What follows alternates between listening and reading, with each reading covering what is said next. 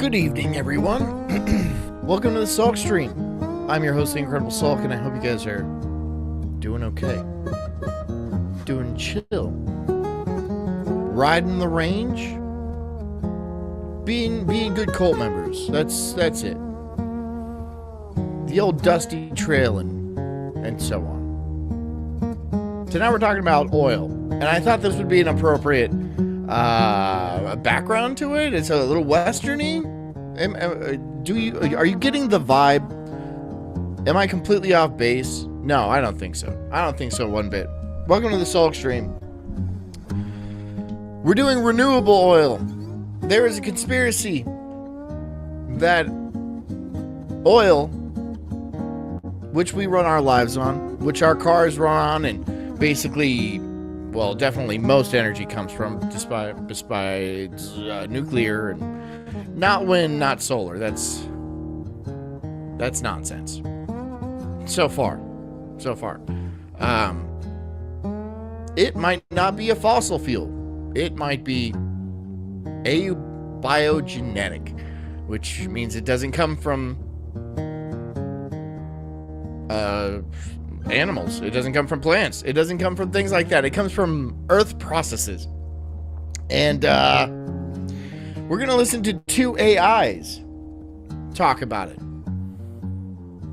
Weird. I know. It's a weird world we live in, and it's not getting less strange.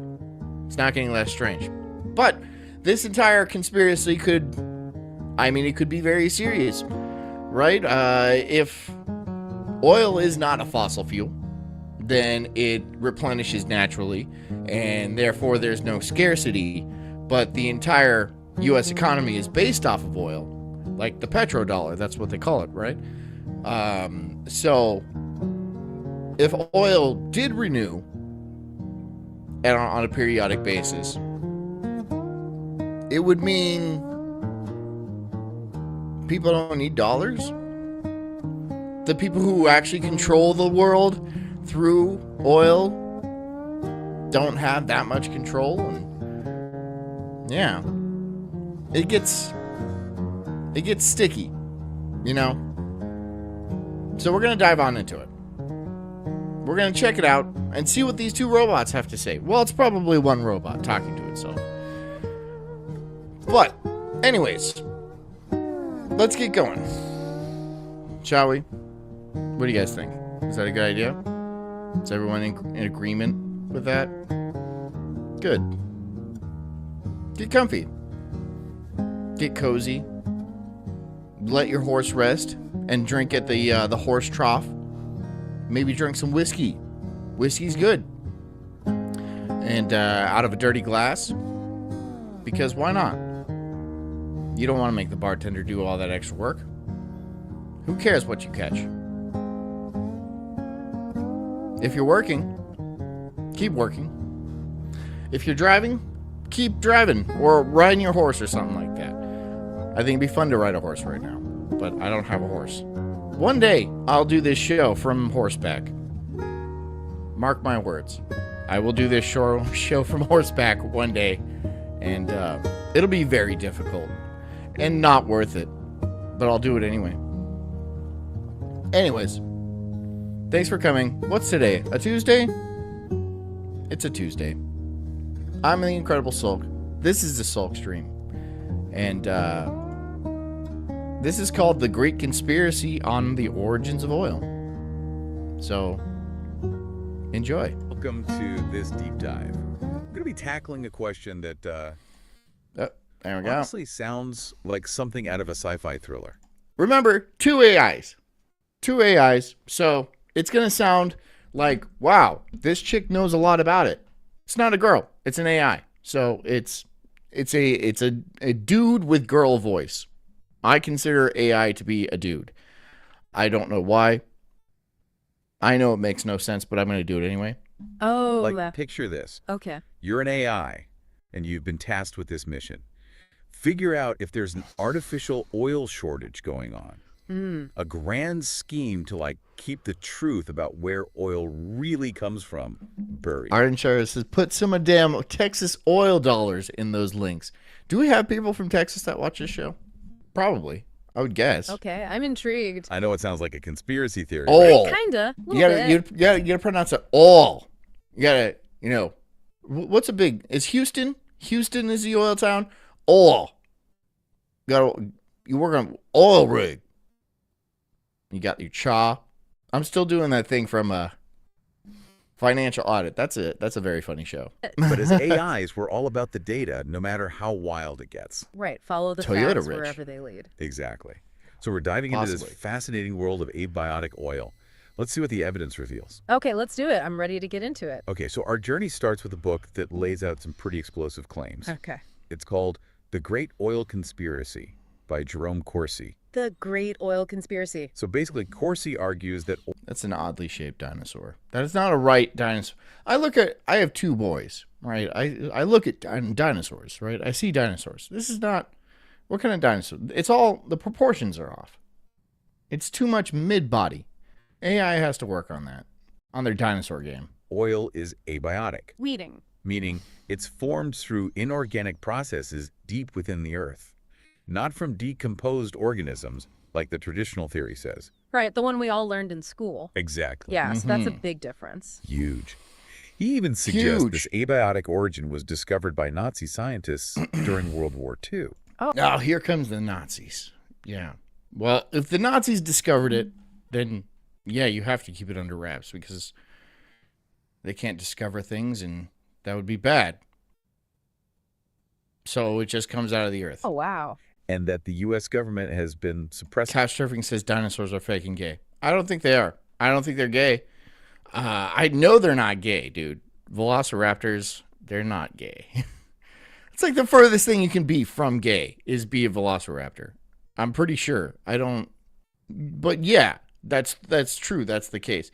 Fake, I don't know. There could be, there is a conspiracy about how a certain group of people buried dinosaur bones to mislead us and show the Bible as fake.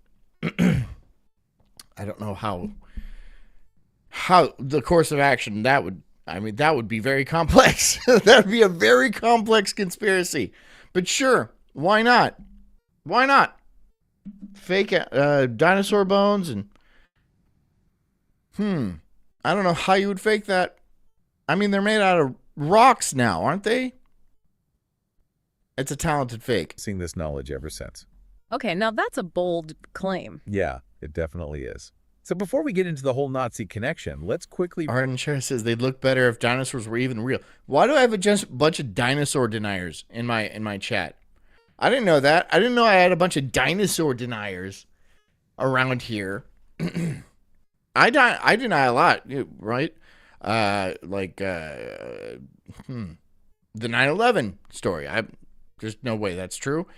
I don't know about the moon landing. Dinosaurs, though? Dinosaurs? You guys don't believe dinosaurs are real?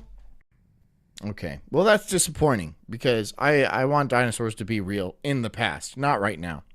recap that standard would be bad theory right now, of oil formation. wouldn't it?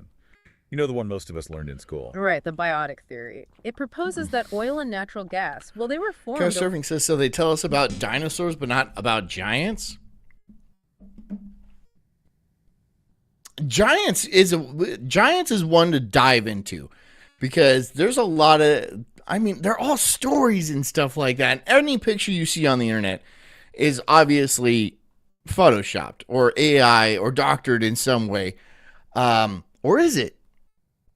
Probably. It probably absolutely is. I don't know about the Giants thing. I've heard a bunch of stories, but that's what they are. They're stories. There's no conclusive evidence. It's not very common for people to find a gigantic femur in their backyard. If giants did walk the earth, which is possible, there must have not been very many of them. Although, is it possible? There's this thing called it's called like the square cube law or something like that. It's the idea that a mammal can only get so big because we only have so much skin to keep us cool. So as a human being gets larger, they need even more skin to keep their body, because they have like more internals, right? So they need more skin. So if you're like 20, 50 feet tall, you don't have enough skin on your body to actually keep you cool, and so you overheat and die. Now, maybe giants were different somehow, and maybe they were lighter, or maybe they just had a different type of skin that made it so they could cool off much faster. But any mammal on Earth has to have a certain amount of skin for it to cool off. If it's of a certain size, like elephants. Elephants are very big, right?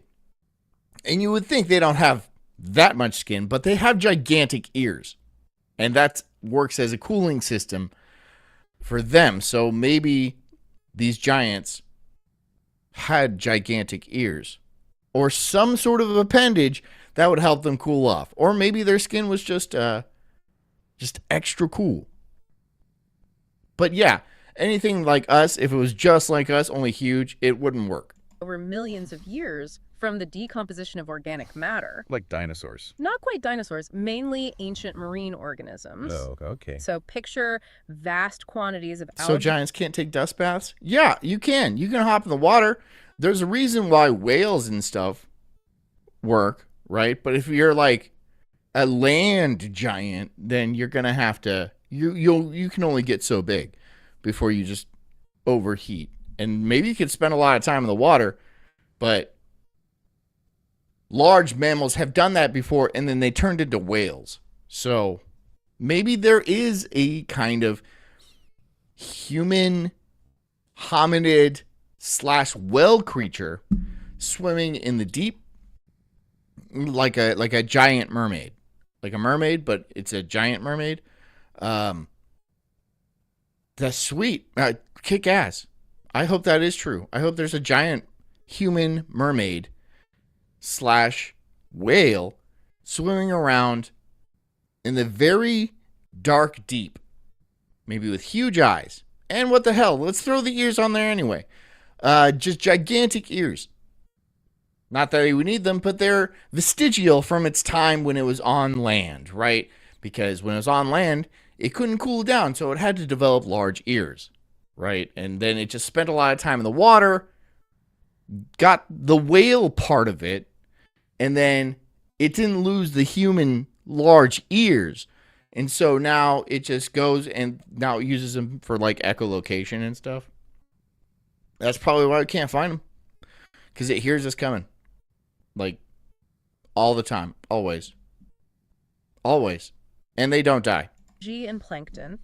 They settle on the seafloor. I don't know why bury that under layers last of part. sediment, and slowly transform under Maybe. all that heat and pressure into the hydrocarbons we know as oil and gas. So that's why we typically find oil deposits in sedimentary basins. Ardenshire makes a good point. Or giants lived when the earth was cold last ice age. That's a good point, right? Because even elephants needed to be woolly. They had big old fur. And I would love to see a furry elephant. Like I bet they stink. I bet they stunk. Did she say that? No. You're talking about something. Anyways. That is possible. That's a possibility I did not think about. There was an ice age, and they could have existed during the ice age. Where are they now? I don't know. You see, people find stuff. If there's like giants, and giants were a common creature in the past, people would find them, right? People found Neanderthal bones. People have been finding dinosaur bones since forever. But they had no idea they were dinosaurs, right? They didn't start being called dinosaurs until like the early 1800s. But they just called them dragons. They found them all over the world. They saw that they were vaguely reptilian, and they're all like, this must be some sort of dragon. And that's why every myth around the world has the myth of dragons. It's just people finding dinosaur bones and being like, what the hell is this thing? Because imagine that. You have no idea what the past is, and you come and find a gigantic T-Rex skull. You're like, what is this? What do I do with this? What is this? You try to explain that? you're gonna make up some sort of gigantic lizard, and they're not that far off. It is a gigantic lizard, it just didn't fly and breathe fire.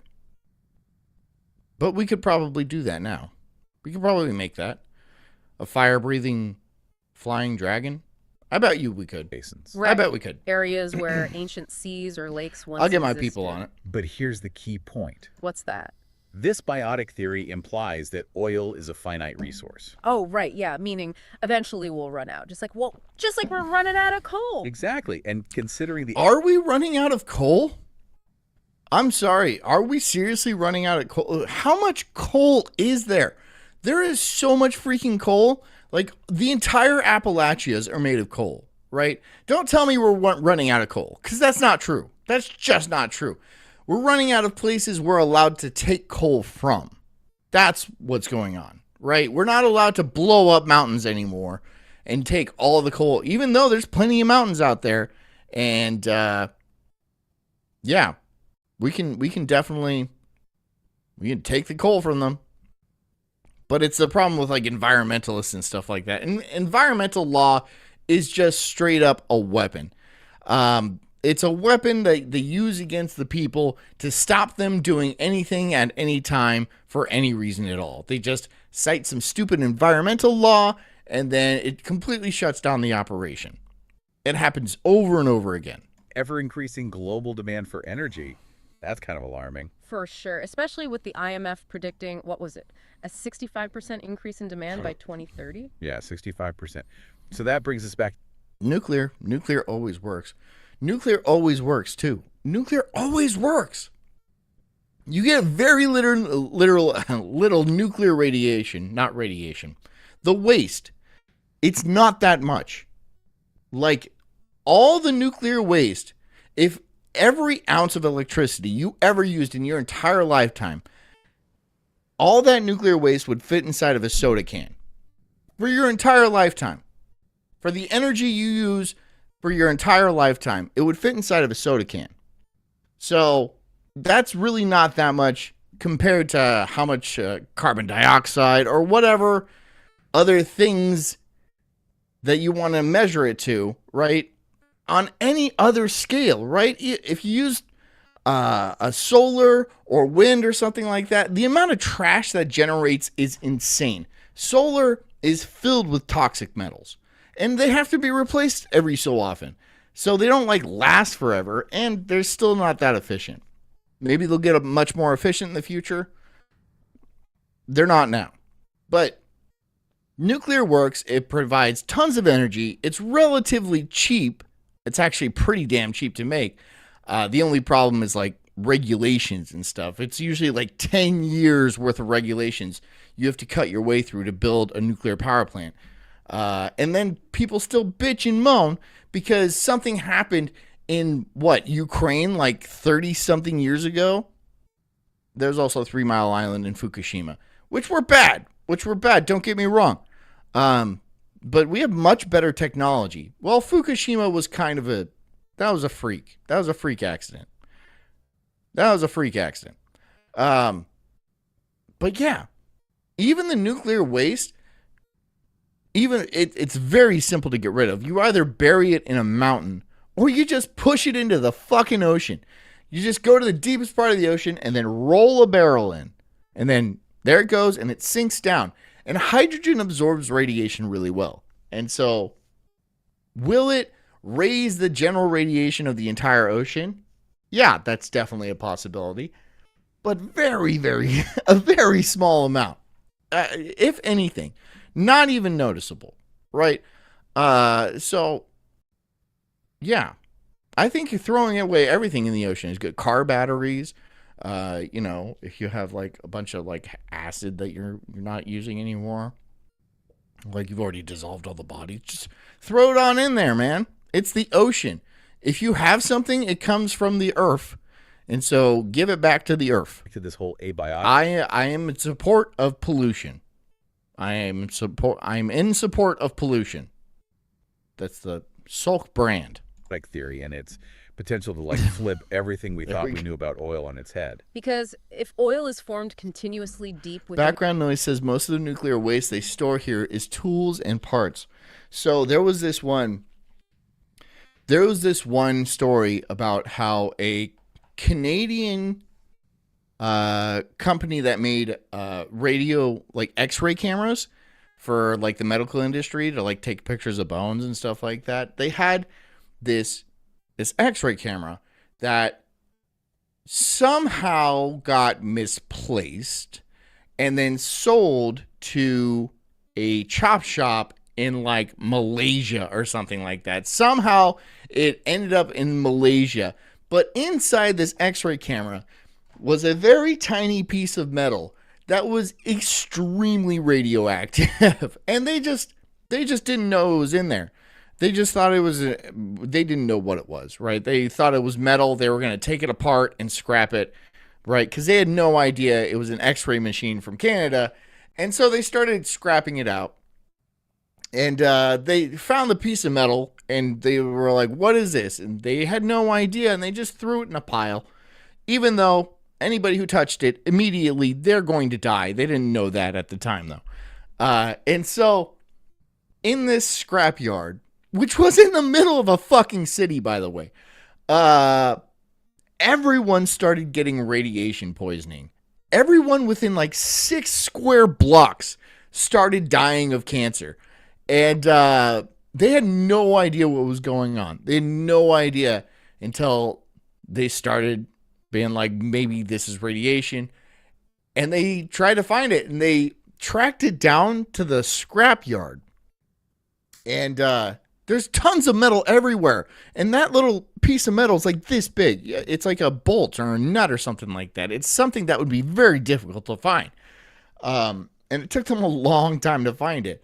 But eventually they did find it. A lot of people died from that incident. Like, a lot of people died. Because it was just sitting there in the middle, in a pile in the middle of the city, completely they took it out of its enclosure. It comes in like a big lead thing, right? With like a lid that you know, and then it's safe, but you take it out of that and then boom, that's radiation right there. I don't know what kind of metal it was. Some radioactive kind. But yeah, it killed a bunch of people. Crazy. in the earth, it could be a virtually limitless resource. A game changer, right. Totally. Okay, so let's dive into Corsi's narrative and see how he supports this bold claim. He starts by taking us back to World War II. Okay. Arden Shire says they use americium. Americium? That's one of the metals. It's radioactive, I assume. I feel like you would know too. Why is it glowing blue? What? It wasn't glowing blue though. It wasn't glowing blue. Because I feel like if you took something out and it was like glowing blue and it was like hot and stuff like that, that'd be a dead giveaway. Like maybe you shouldn't touch it. But I think this was back in like the 70s. It was a while back. And people didn't really know in that part of the world what radiation was or that it was even a thing at all. And so they just thought there was an evil spirit that, you know, lived like within 6 blocks of that metal yard. And so it was just, that was it. It was just a haunted metal yard for a while until they're all like, oh no, this is actually extremely radioactive. And then they came in and they cleaned it up. Right? Canada. Good job, Canada. Okay. And he introduces 2 Hey, Nazi Knob. scientists, Friedrich Pichler and Leonhard Alberts. And Hilaire and Alberts. Go. Knob, here. Hold on, Knob. Here. Buy your own shirt. See, look. You see that? He made this with AI. Hold on. I'm going to paste it. He made this with AI. It's a cool design. So, buy your own shirt. I also have one coming down the line from Despite What You've Heard. And that's going to be, yeah, we're going to have that one up too. But, Knob, buy your own shirt. Do it. There we go. Got it. Both That's my pitch. That's my lazy t-shirt pitch. Was it good? Was it good enough? I don't care. experts in synthetic Don't care. fuel production. Okay. Corsi argues they stumbled upon the secret of abiotic oil while working with the Fischer-Tropsch process. The Fischer-Tropsch process. Yeah, it's also called the FT process for short. Basically, it's a way to create liquid fuels from coal or natural gas. Ah, okay. And it was crucial for Germany. So, okay, this is a good question. Aren't like hydrocarbons all over the universe? Like, isn't there like galaxies made from like alcohol, which is a hydrocarbon? I think it is, right? Why would you need plants and stuff? Maybe I'm a misunderstanding. I mean, During the war, because they that's didn't have enough probably true. natural I don't oil. know. So they had to find a way to make their own. Makes sense. Knobstock says, "LOL, bro. I should get a free one to pay for my design. I'll take it off the store right now, Knob. I'll take it off the store right now. Right. I will And take after it the off. war, I will do it Corsi says immediately. These scientists were brought to the U.S. under Operation I will. Paperclip. No, you don't get a free one. It was this program that recruited German scientists and engineers. Interesting. Yeah, he believes they were brought over not just for their knowledge of synthetic fuels, but also for their understanding of abiotic oil. A secret the U.S. government wanted to keep under wraps, huh? Exactly. Wow. I mean, there's a good point. You want to keep it under wraps because your entire global power relies on oil and relies on oil being a scarce resource too.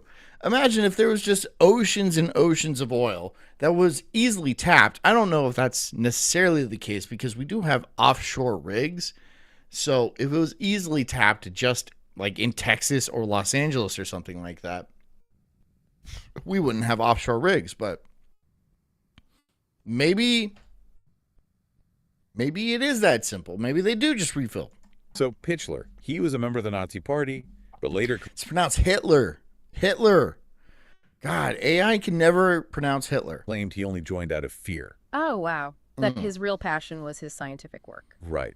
But Alberts, he was a much more dedicated Nazi. Which probably made his entry into the U.S. a little more complicated. Yeah, he was initially denied entry, because of his strong Nazi ties. But certain individuals within the U.S. government, particularly those with commercial interests, argued his expertise was too valuable to lose. And those commercial interests won out. Paperclip, right? They're talking about Project Paperclip when all the Nazi scientists came over and now they're like Americans and stuff. How many people were in that operation? A lot, I assume.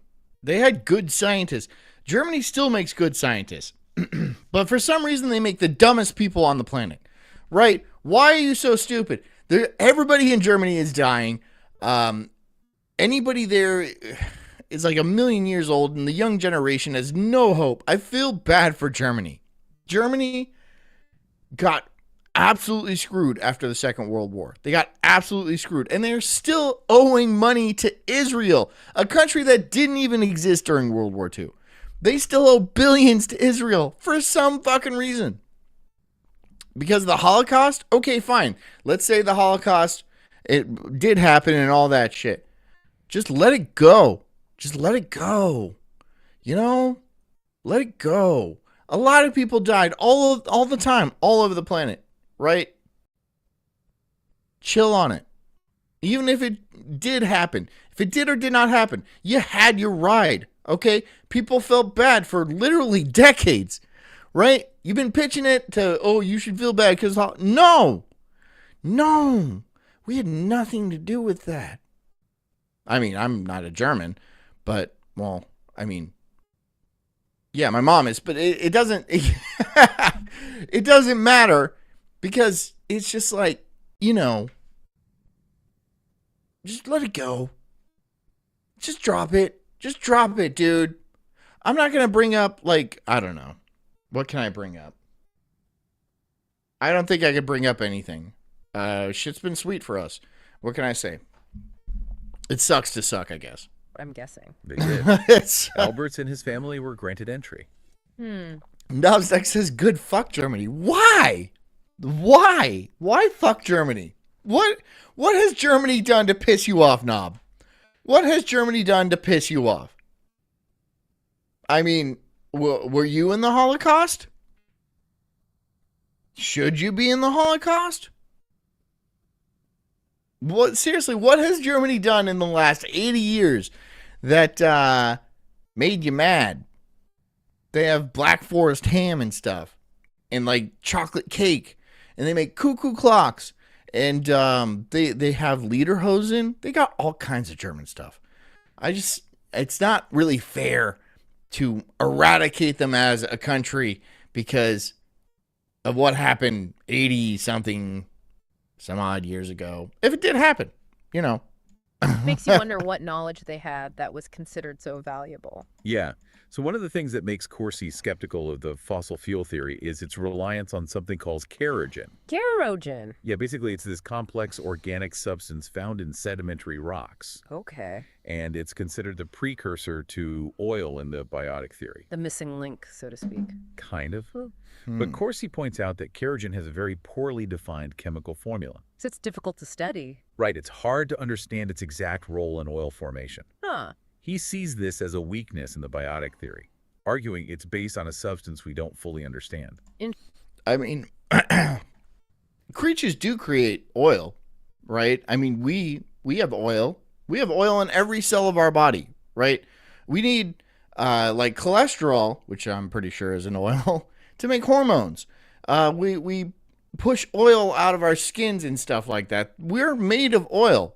I mean, to a large percentage, not all, but and so is everything else. So when those things die, their oil has to go somewhere. It makes sense that it would just go into some large reserve, but maybe that's not the only place where it comes from. Interesting. So what does he offer as an Can you imagine how much oil is in Antarctica?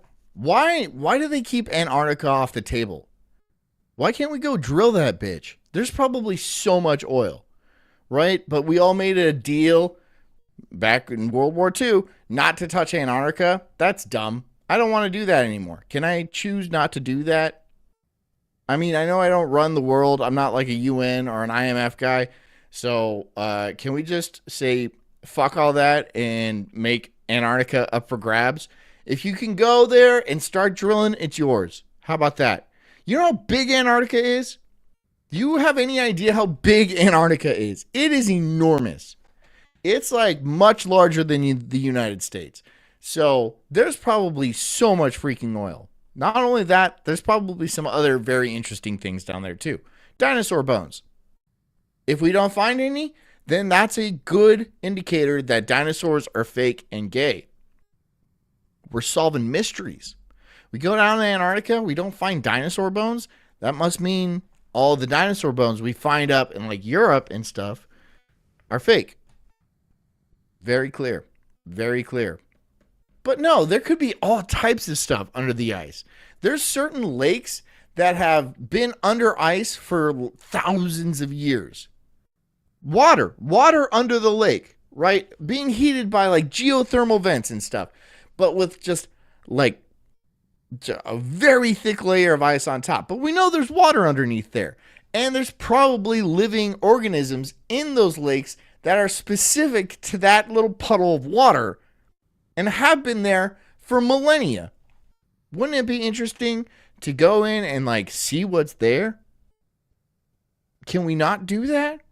I know there's research stations down there, but what do they research? The weather? It's cold. It's going to be cold forever. It's Antarctica. Even in the summertime, it's going to be pretty cold. Penguins are cool. So they got penguins. No polar bears, though. Too bad. That's too bad. They should take the polar bears and put them in Antarctica. They can eat the penguins, and then they'll have plenty of ice to run on for the rest of their polar bear lives. It'll be beautiful. They'll be very happy. I wonder what would happen. You think it would just be fine? If you put like a group of polar bears in Antarctica, is it the wrong kind of cold? Because they're from the north. They're from the Arctic, not the Antarctic. Can you put polar bears in? Because polar bears, we keep them in zoos and hot places. Why can't we just put them in Antarctica? Why can't we just fill that place with polar bears? Then we don't have to worry about like people going there and messing up the environment because it's There's a ton of polar bears. Definitive. Well, he turns to the work You of don't want to get ripped apart by a polar bear. I'm just telling you right now, getting eaten by a polar bear is like the bottom of the list of things you want to do. Like maybe getting eaten by a shark is below that. But it'd have to be a pretty big shark. Or many smaller sharks. That would be pretty bad too. But getting ripped up by a polar bear, dude, that'd be rough. Like limb from limb, dude, with no mercy. They just rip you apart completely alive. I don't think it would last that long, but it would still hurt for the time being. And they'd be super rude about it. Thomas Gold. Thomas Gold. He was a renowned astronomer who championed the abiotic theory. Gold. I say penguin funny? How do I say Do you not say penguin? How do you say penguin? Say penguin. Penguin. How am I saying it weird? Argued hydrocarbons aren't unique to Earth. They're abundant. Knobsdog says Germany is filled with retards that tried to rule the world twice. Shut up, Knob. throughout the Shut up. universe. Shut he up. pointed to the presence of methane on other Shut planets up, and dude. moons, suggesting hydrocarbons can form in environments without any biological activity. Okay, I'm following. Now, one piece of Penguin. Penguin. Penguin. How am I? That's how you pronounce it. Penguin. Penguin. How do you pronounce penguin? Stop it. I'm not playing this game. I'm not going to play this game. All right. Penguin? Is that what you're trying to get me to say? Penguin? That's gay, dude. Don't be evidence gay. that You're Corsi being real finds gay tonight, particularly Knob. compelling is the findings of the Cassini-Huygens probe. Cassini-Huygens. Remind me. It landed on Remind me. It sounded like you were pretty familiar. Cassini-Huygens. What was that, though? Wasn't that the one that saw that asteroid hit Jupiter? Was that not the right one? Titan, Saturn's largest moon, back in 2005. Ah, right. And the probe found evidence of abundant methane No. on Titan. Methane. Methane. What cows fart, right? That's a hydrocarbon, isn't it? So how is there a bunch of methane on Titan? And why can't we use that methane? Is it too far away? And given its super cold environment, it's unlikely that this methane is biological. Yeah, that makes sense. That finding definitely supports Gold's argument that hydrocarbons can form abiotically. Exactly. So what other evidence does Okay, well there you go.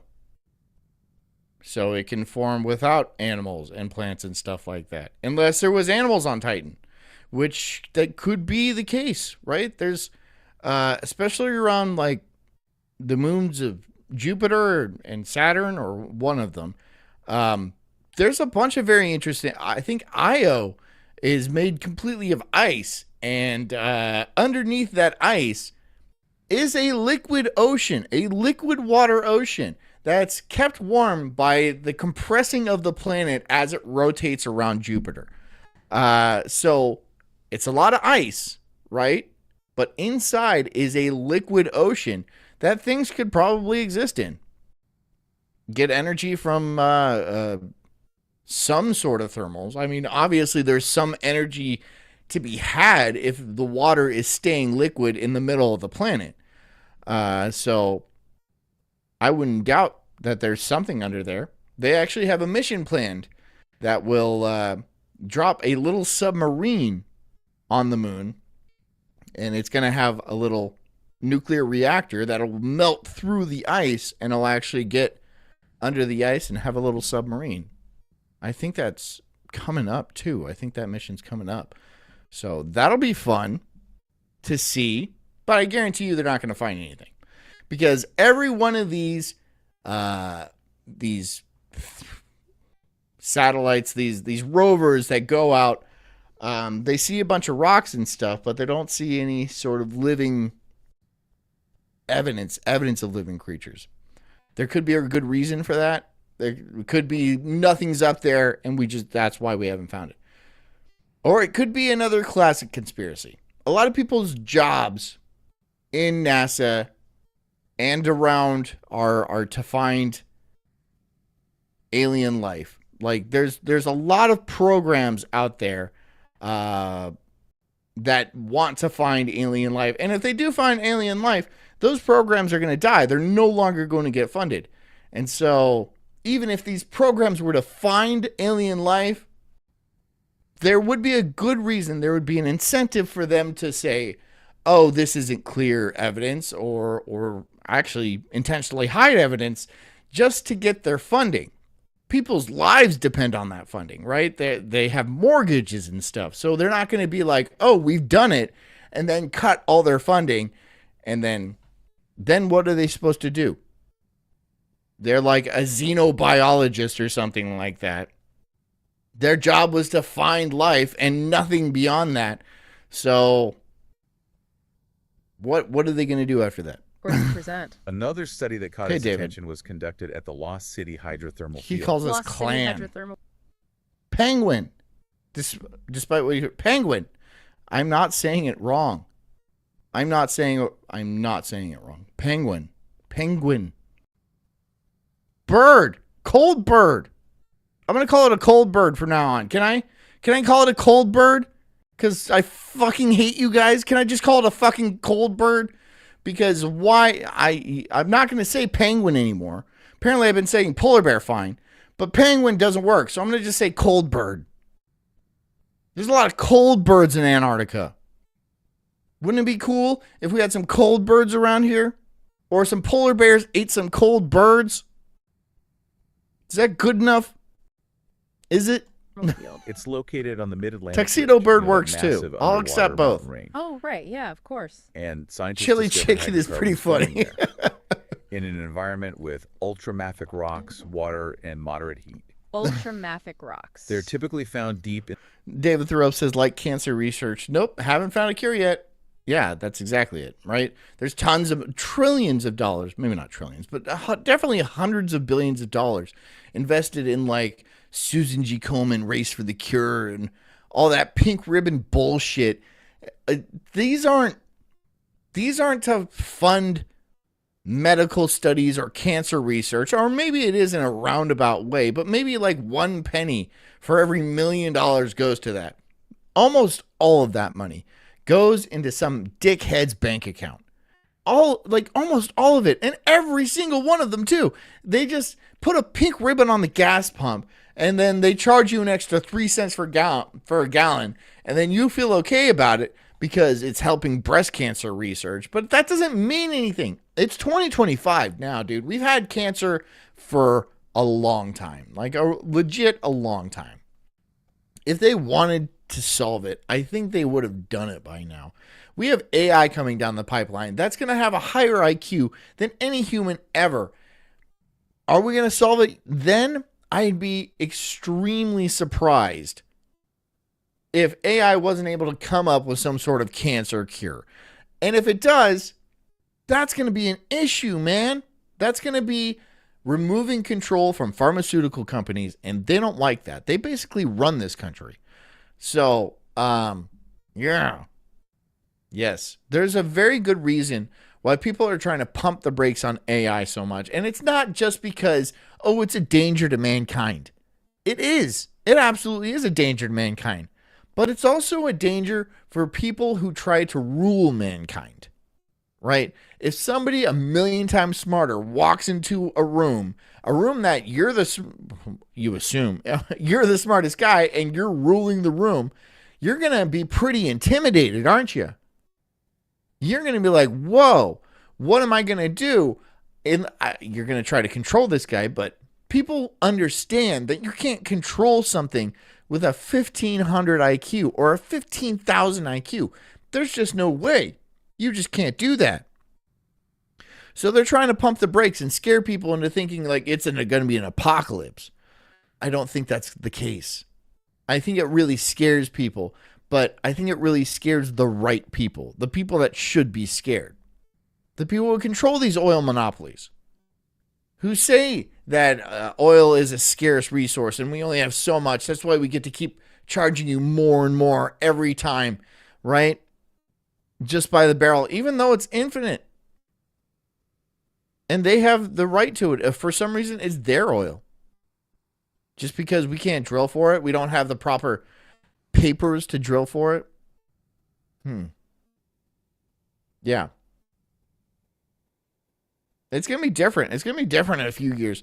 Dude, I mean, assuming that they don't completely stop every AI program in the world, which would be very difficult.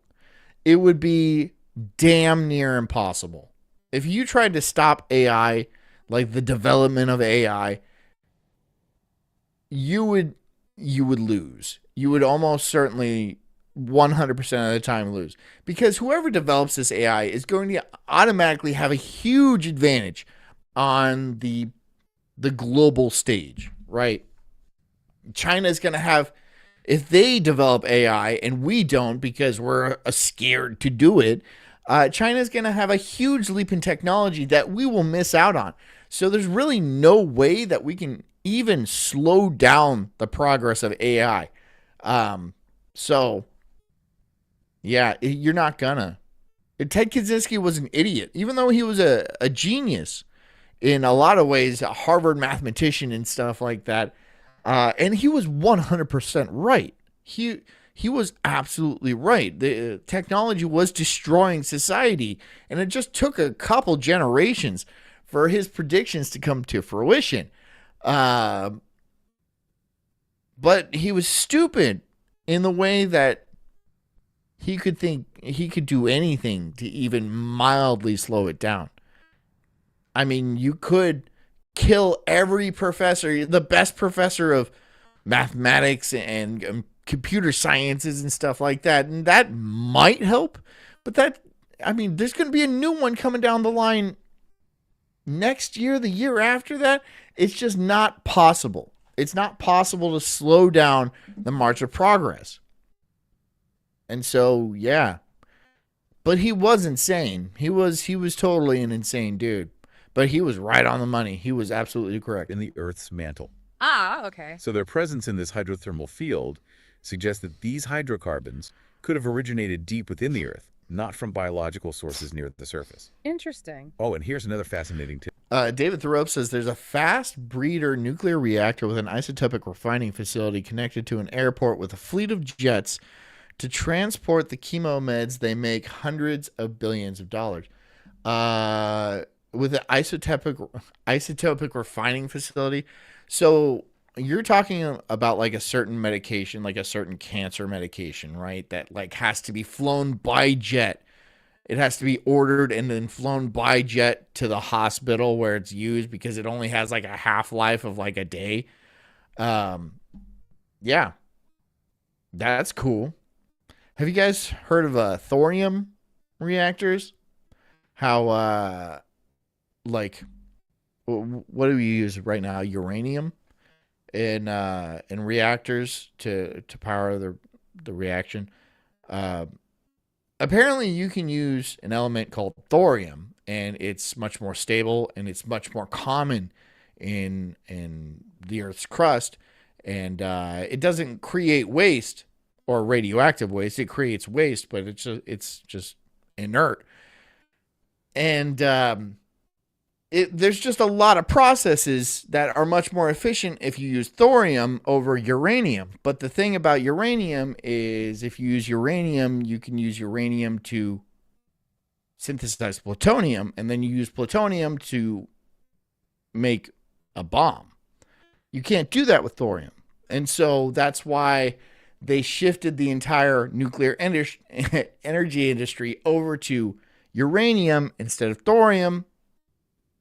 That's what I heard. I don't know if it's true. I don't know much about nuclear physics. But if that sounds right, tell me. Tidbit. Okay, hit me. A 2011 study published in the Proceedings of the National Academy of Sciences. It demonstrated how methane, the simplest hydrocarbon, can form larger hydrocarbon molecules under extreme pressure and heat. Like the conditions found in the Earth's upper mantle. Exactly. So, while it's not definitive proof of abiotic oil, this study I'm not getting okay. Now you posted a link, and I'm not getting any. I'm not getting any images. So, thank you though. does provide a plausible mechanism for how abiotic hydrocarbons could be created. Deep within the Earth, adding another layer of intrigue to the whole debate. I like it. Now, Corsi expresses frustration with the scientific community's resistance to embracing the abiotic theory. Really? He compares David Thoreau says LFTR, uranium-235 currently, as common as copper. Nuclear power in its current form is a plutonium weapons production program in disguise. Yeah, that's what I heard. And we could do it with thorium. Yes, when I scroll down knobs, dog, we could do it with thorium, but for some reason, apparently we don't have enough nuclear weapons. Dude, we have plenty of nuclear weapons. We're even dismantling nuclear weapons because we don't need thousands of nuclear weapons. Because, I mean, how many do you really need? How many nuclear weapons do you need? I know a lot of nuclear weapons have different yields and stuff, but you can make them smaller too, or you can make them big. You can make a big ass, like Tsar Bomba made by the Russians was like, if it went off in Florida, the state of Florida, the peninsula would be gone. It would be underwater. But you know, the Minuteman type nuclear weapons only have like a blast radius of a couple of miles, and a couple of miles for a blast radius is a huge bomb. that is an enormous bomb. But yeah, how many of those do you need? One for each city, I guess. it to the resistance faced by scientists who propose revolutionary ideas in, what's that book? Oh, The Structure of Scientific Revolutions by Thomas Kuhn. The Structure of Scientific Revolutions. Oh, I see where he's going with this. Kuhn's book is all about those moments when new discoveries challenge the prevailing scientific beliefs. Paradigm shifts. Exactly. Paradigm shifts. And those shifts lead to major changes in how we understand the world. Big Like AI, like what you guys are doing right now. I've seen so many of these AI slop videos, and honestly, I kind of enjoy them. I know they're AI, and like there's very little human involvement in the making of these, right? It's basically just a prompt. Make me a video to post. And that's why they can put them out like 10 a day. I mean, probably even faster than that. But I actually kind of enjoy them, and I watch them pretty regularly. So, what's that say about me? I don't know. changes. Yeah, think of it like the shift from a geocentric model of the universe. Where everything revolves around the Earth. Right, to a heliocentric model where everything... David says they made a dial-a-yield warheads, 250 kiloton to 1.5 megaton, all in one convenient package. Holy crap. That's, I just crank it up to 11. How small can they make them? Should I even be asking that question? Do I want to ask how small they can make like a nuclear weapon? Can they make it like Fallout where it like can fit in a backpack? That would make sense to me, right? Because the original nuclear weapons made in like the 40s were pretty big. Little Man or Little Boy and Fat Man and stuff like that. Those were big bombs. They were big bombs. But I bet they could probably make them pretty small by now. I don't know how comfortable that makes me feel. If somebody could sneak in something the size of a softball into a building and it would like level the city. But I would imagine that's definitely possible. Why wouldn't that be possible? That seems like it'd be totally possible. Basketball size in the 60s. Ah, shit. So that means there's definitely very small ones that you can easily fit in a briefcase. That there'd be no way for you to be able to find, right? I mean, maybe you can find it with some radioactive signature, but you'd have to have a drone that flies, I don't know, 60 feet above the ground. And then they'd have to look all over the city with little radiation sniffers, little Geiger counters, to see if they could find it. If they even suspected that it was in the city. So it would be extremely hard to come across a nuclear weapon smuggled into the United States accidentally. It could be easily gone through TSA. You know how bad TSA sucks? Of course you do. Of course you do. TSA is garbage at their jobs. They don't give a shit. They don't give a shit. They don't give a shit. The only time I've ever been like pulled over by TSA, not that I'm smuggling things through airports, is I had a bunch of silver coins in my case one time. And they're all like, okay, let's see it. It's probably not because it looked like dynamite or anything. Probably because it looked like money, something valuable. And they wanted to see if I had enough to where they could tax me for it. They could not. I did not. So, but that's like the only time. People get through knives and shit all the time. TSA is terrible at their jobs. Probably on purpose, though. I mean, is that really to make us safer when we fly? Is TSA there to make us safer when we fly? Is that it? Because I don't think they've stopped literally any terrorist attack. I don't think they've ever stopped one terrorist attack. But what they have done is inconvenience millions of Americans over the span of decades at this point. Just millions of Americans just pissed off that they have to be irradiated every time they go through a fucking airport. Traveling's already a nightmare as it is, dude. I don't want some guy's hand on my dick trying to find whatever he's trying to find. It's not dick, but that's what he does find. Like that. Like, dude, okay, great, you found it. Can I go? Yes. I'm glad you're impressed. Let's go. Okay, dude. I really hate going through the airport. I dislike it greatly. Everything revolves around the sun. Those are paradigm shifts, and they definitely don't come easily. Corsi believes the abiotic theory of oil could be one of those paradigm-shifting ideas. And that the scientific community is sometimes too entrenched in the established... Background noise says the Davy Crockett... It's recoilless nuke launcher that can be mounted on a Jeep. Okay, I'm going to have to look that up. theories to even consider alternative explanations. Even when presented with compelling evidence. Line up the holes? Yeah, and honestly, I kind of see his point. Yeah, I mean, it's worth considering for sure. So Corsi's book is a great starting point, but there's more to the story. There's more. Definitely. In the next part of our deep dive, we're going to explore evidence from some surprising places that might make you question everything Holy you thought you shit. knew about oil. Well, okay, I am all right, ready to be all right, surprised. all right. Okay, Hold so on. stay tuned. Okay, so we're venturing beyond Corsi's book. Okay, right. okay. To This looks like it's covered under the Second Amendment. Honestly, this looks like it would be covered on the Second Amendment, and just because we have the right to bear arms, and this would be a cool arm to bear. They should allow it. They honestly should allow it. Really, they should, because I'm sure it's not cheap, dude. I mean, you need plutonium, and like, to get plutonium, you have to put, like, I'm pretty sure, or is this uranium?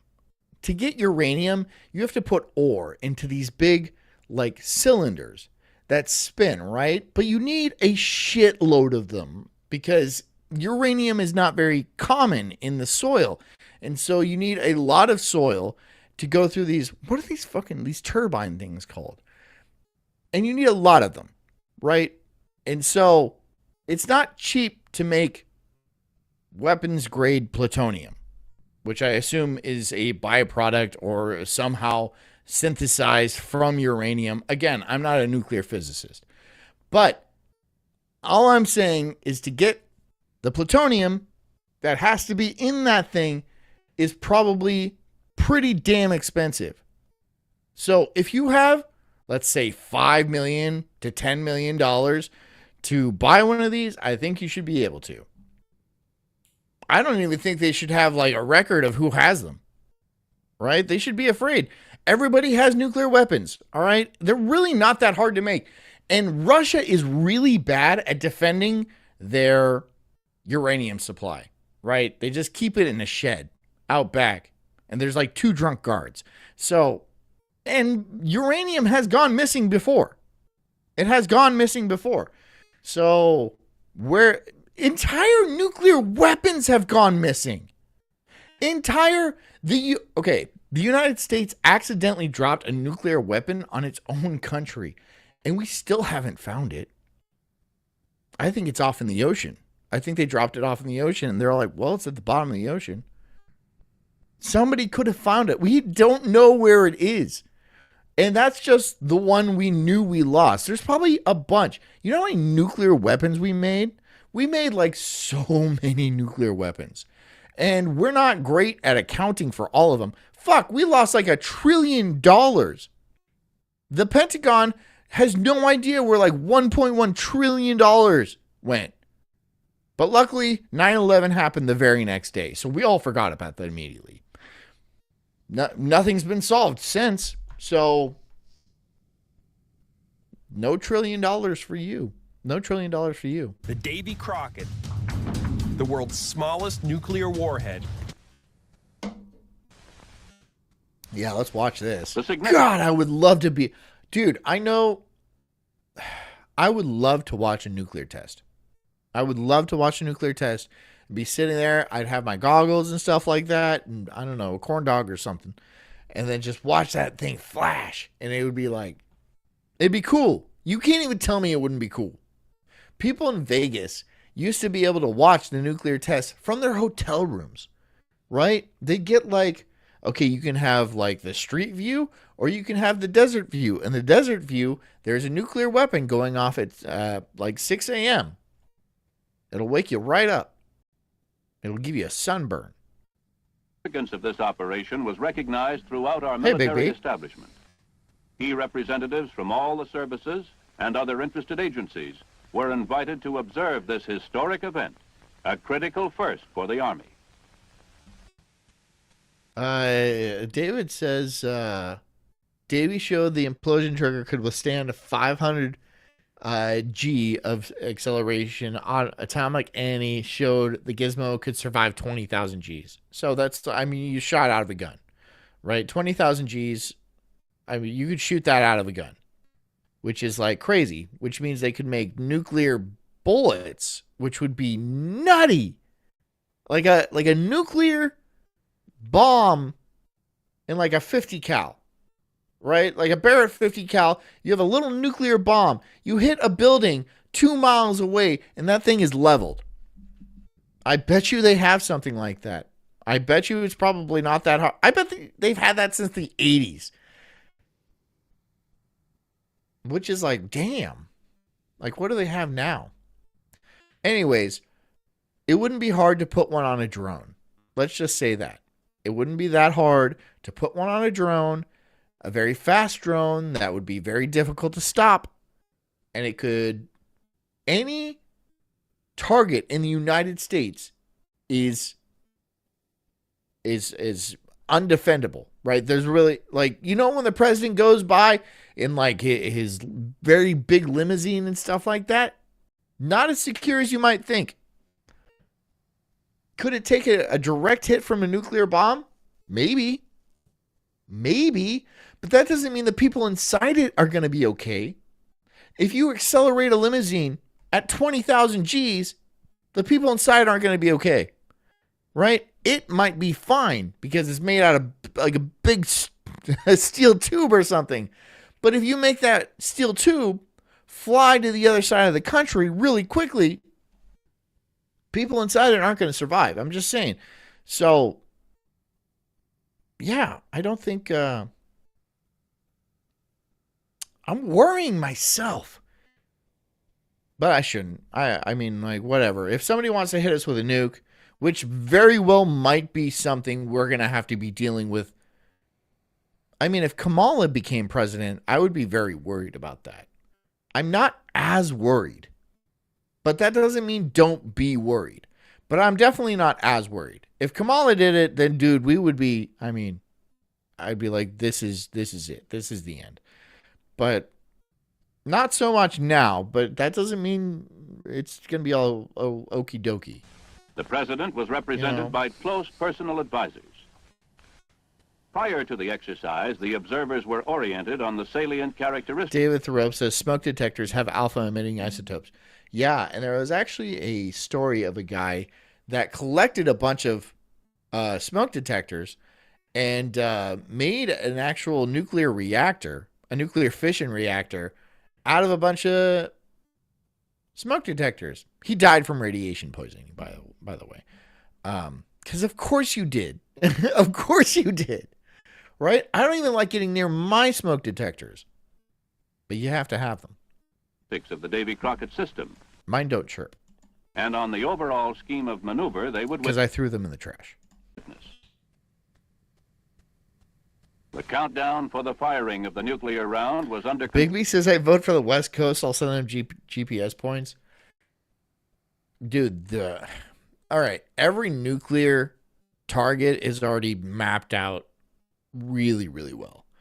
And they have maps and stuff like that. Like if you had a certain number of nukes, this would be priority targets. Most of the U.S. priority targets are in the middle states. They call them the sacrificial states because they're filled with missile silos and basically nothing else, right? Like in the middle of the country, like Montana, the Dakotas, like that kind of area, there's tons of missile silos because if there's an incoming missile barrage, they don't want it to wipe out the population centers. And the first thing they're going to hit is probably our missile silos.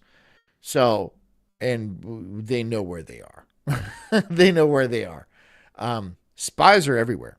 Spies are everywhere. Still, to this day, there's spies everywhere. Control of the defense. They're not like cool 1960s James Bond spies. They're just like some dickhead that works at Google. And he happens to be a Russian spy or an Israeli spy or a Chinese spy. There's a million Chinese spies in California. There's a million Chinese spies in California. It's like half spies. I am assured of, I am positive that all of UC Berkeley are spies and you know, Chinatown in San Francisco, all spies, and a lot of LA. A lot of LA. Spies. There's a few Korean ones too. There's spies everywhere, man. Atomic Support Agency. Safety measures for the exercise were supervised by the chief safety officer. Yeah, let's watch this. At Go boom. H-5 minutes, all troops were ordered to take cover in previously prepared trenches. They're like 50 feet from the blast, though. These guys were... They were test troops.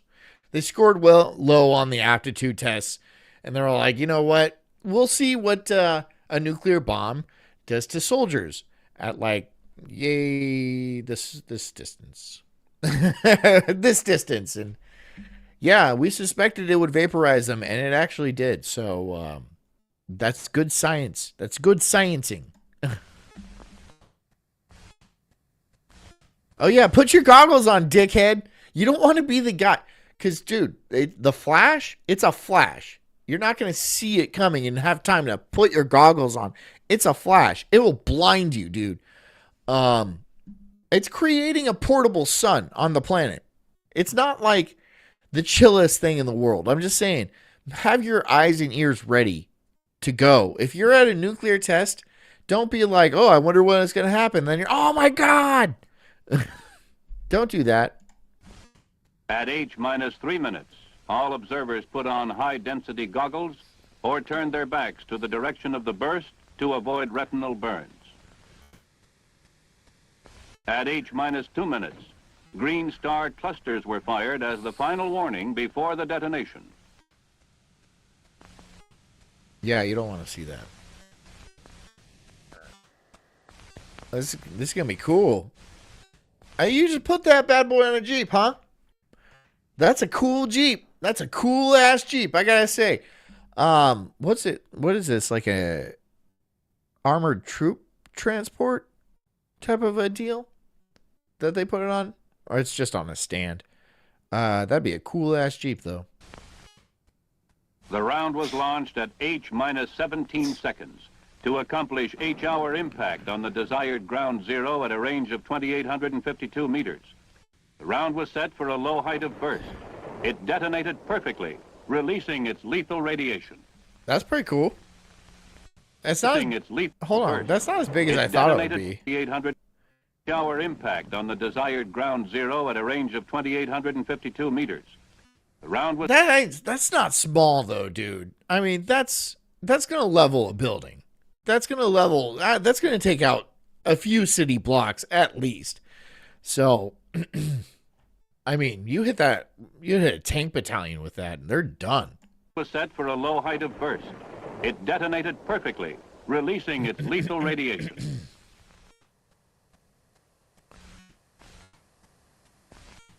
Like any other nuclear weapon, the Davy Crockett gives off 3 basic effects. Yes, background noise says, no, they had another version. I'll try to find it. Try to find me the smallest one.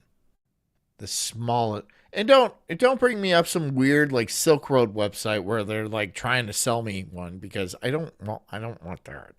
That would be bad. I don't want like the feds after me. Right? I don't want to buy one. I have to make that very clear. I don't want one. I don't want one.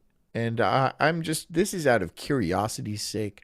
But let's see how small they can actually get. Declassified, of course. Because I bet the classified ones, this was like back in the 70s, dude. Or like a long ass time ago. So I bet they probably have hand grenade size ones, right? That will just absolutely rock your shit. Heat, blast, and nuclear radiation.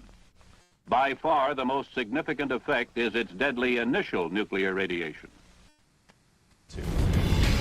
The little fella lived up to its name. Its blast barely lit up the sky. Oh no. Oh no, that's so disappointing. Oh, let's watch this one actually. Guns. Okay. To prepare for firing, just sorry, we're going 20 down minutes. this little rabbit hole. After being emplaced in their firing positions, and prior to the firing of the Mark 9... Just out of a cannon. So, like, any ship, you know, with a deck gun could just drop a nuke on you. And they have plenty.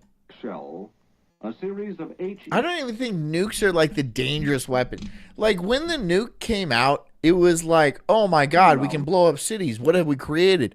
I am death, bringer of death, destroyer of worlds, and stuff like that. We have way deadlier stuff now. We have bioweapons that you release in a subway, and then everyone everywhere dies without even knowing they have it.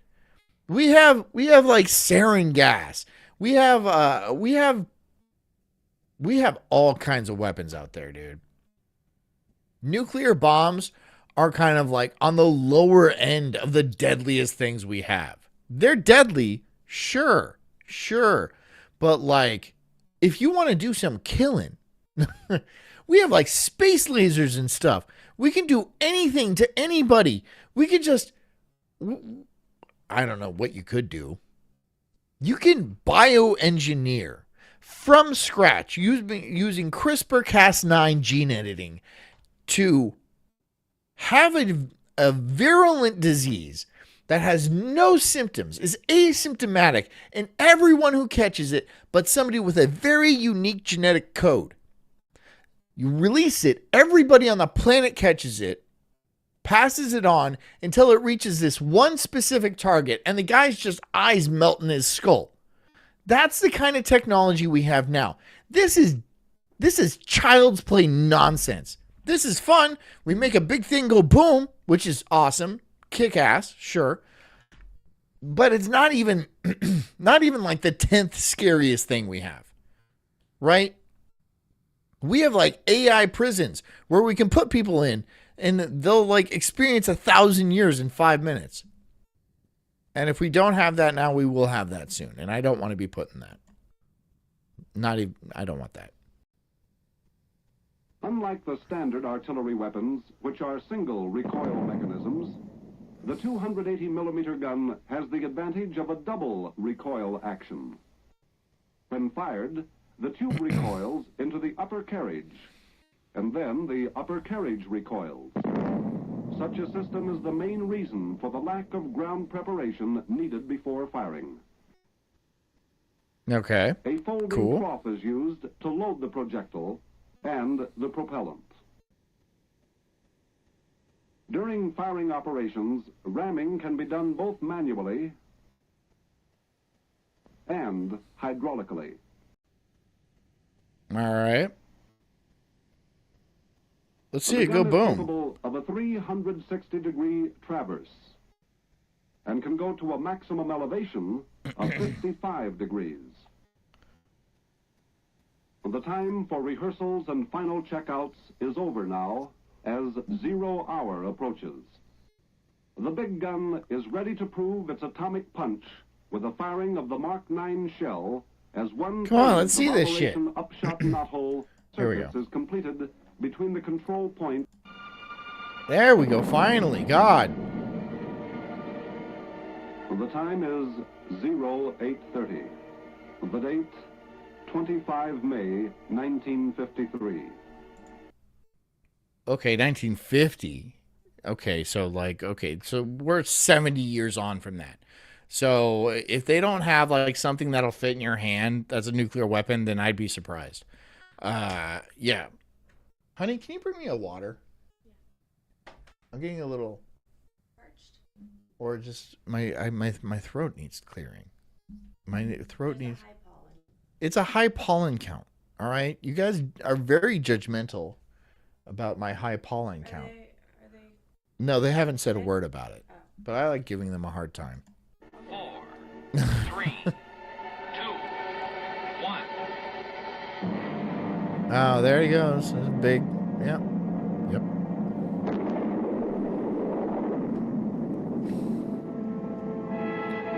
With a degree of I mean, if you could choose the way you got executed, let's say you were on death row, and I used to be like, I still might do this, the Looney Tunes Wile E. Coyote slingshot into a brick wall method, which I think would just be, it would be epic, right? Like a rocket into a brick wall. Something that would actually just dismantle me.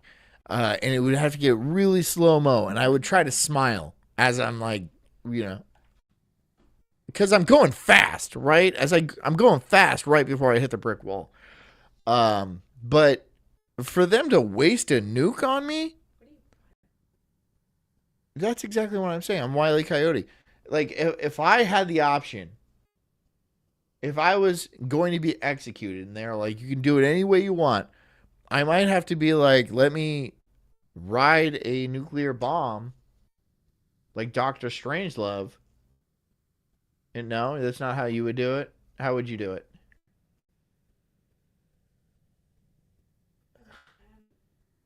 You don't know. You haven't thought about how you... Okay. Women are weird, dude. You don't think about this kind of stuff? You don't think about like how you would want to be executed? Because either Wile E. Coyote or they'd waste a nuclear bomb on me, which I think would be absolutely epic. Or I don't know, some other way. Launched into the sun, I guess. That would be hard. It'd be a long journey, but you'd be dead by the time you hit space. Unless they made it so like you have to see the sun. I'd be like, That's the worst part. That's the worst part, dude. I hate the heat, and if I'm like barreling towards it, it's gonna be a while. It's gonna get hotter and hotter. So, I don't know. Maybe I'll just go with the Wile E. Coyote slingshot into a brick wall thing. The real world where evidence for abiotic oil gets even more interesting. Knobstock, I'm going to fucking silence you. You know what? Here. Take that. Let's hear it. So, Take for that. starters, let's talk about the Kola super deep borehole. The Kola super deep borehole. Yeah, drilled by Russia way back in 1970. Okay. It reached a depth of over 7.6 miles into the earth. 7.6 miles. That's insane. I know, right? And guess Despite what you've heard, it says they once detonated a nuke in the atmosphere above 5 officers. They were all loosey-goosey with nukes. Did those 5 officers die? Or was it like way high above them? Or that's what they found at those depths. What? Water. And lots of it. Really? I thought it was impossible for water to exist that deep down. despite what you've heard, it says, personally shotgunning my brains onto a blank canvas titled Final Thoughts. That's a pretty good one. That's artistic, actually. That's way more artistic than a banana taped to a wall. Way more artistic. And then you actually you sacrifice for your art like a real artist would do, should do. So, good. Good. I like that. I like you put some thought into it. There's some emotion behind it. I like that one. That's a very good one. Not like Knob's dog, who can't think of anything, and he has to give me an AI shirt. He didn't even give me that. He didn't give me that. Weak ass bitch. That's what everyone thought. But the Kola super deep borehole proved them wrong. Wow. So what else did they find down there? Well, along Just with like rocks and stuff, and it was It's amazing that we're only able to tunnel down 7 miles, even though the Earth is mucho thick, like several thousands of miles thick. 20, I don't even know how. What is the Earth is like 24,000 miles around. Do the math. It's that many miles thick. We can only get like 7 miles down. Yeah, that's kind of sucks. No caves or anything down there. the water, they found a bunch of hydrogen gas. Hydrogen gas. Yeah, remember the Fischer-Tropsch process we talked about earlier? Vaguely. Well, hydrogen is a key ingredient in creating hydrocarbons. I've been listening to way too much AI stuff. So It's because, I don't know, people bore me. finding it in such abundance deep underground, it really lends some weight to the idea that hydrocarbons could be forming down there. Okay, that's pretty compelling. Right. David says the surface of a sun is 10,000 degrees Fahrenheit. A nuke is 50 million? 50 million Fahrenheit, allegedly. Wow, that would be uncomfortable. That's just too much hot. That's just too much hot. That's way too much hot. Another compelling case comes from the White Tiger oil field in Vietnam. White Tiger oil field. Yeah. David says AI chatting is suicidal. It's there's something about it. It's not. There's something very scripted about it. It doesn't seem off the cuff, even though they're trying to make it seem off the cuff and like a little bit improvisational. It doesn't sound like that. It sounds very structured. She's responding way too quick with very coherent questions. And you don't hear that in a female voice all that often. Usually it's just, drivel. But there's something unsettling about it. It's not quite right. Maybe that's going to take a couple of months before it gets better. Maybe days. Maybe it is now, dude. I'm just saying. Maybe it is now. It was drilled to a depth of 17,000 feet. Okay. And get this, it's producing oil from fractured basement rock. Right. David, this was made 4 months ago. So this is 4 months. 4 months in AI is like, that's a huge leap. So it might be completely indistinguishable. And this is very good. This is very good, right? We're all snobby because it's not 100% absolutely perfect. But this was made 4 months ago. That's like the Stone Age for AI. That's like 10,000 years ago for humans. So, give it some time. Give it a couple of days, dude. Basement rock. Yeah, it's the rock that lies beneath the sedimentary layers. Okay. And Despite it says, I stole that from my wife. She's way cooler than I am. Yeah. generally considered to be Yeah. empty of the organic matter that's What are you supposed gonna to be do? the source of oil. Everyone likes Jess way better than they like me. If I could call in Jess right now and she could sit in my seat, and then way more people would be way more interested in this show. Like, she could do a stream, even though she hasn't streamed on couch surfing for ever, dude. And then she'd have 100 people in the chat, right? And then look at me. I don't have anything like that. It's my little show, and I like my little show. And so I'm going to keep doing my little show. I'm not going to be mad. I do get mad. According to the biotic theory. So how are they finding Hey, Leo. oil there? Exactly.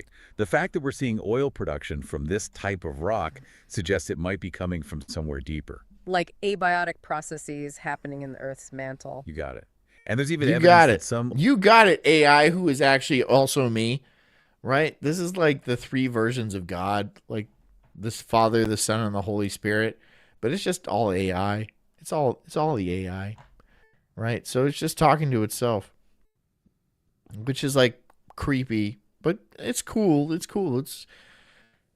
I don't know. I'm worried about stuff. AI is another weapon, man.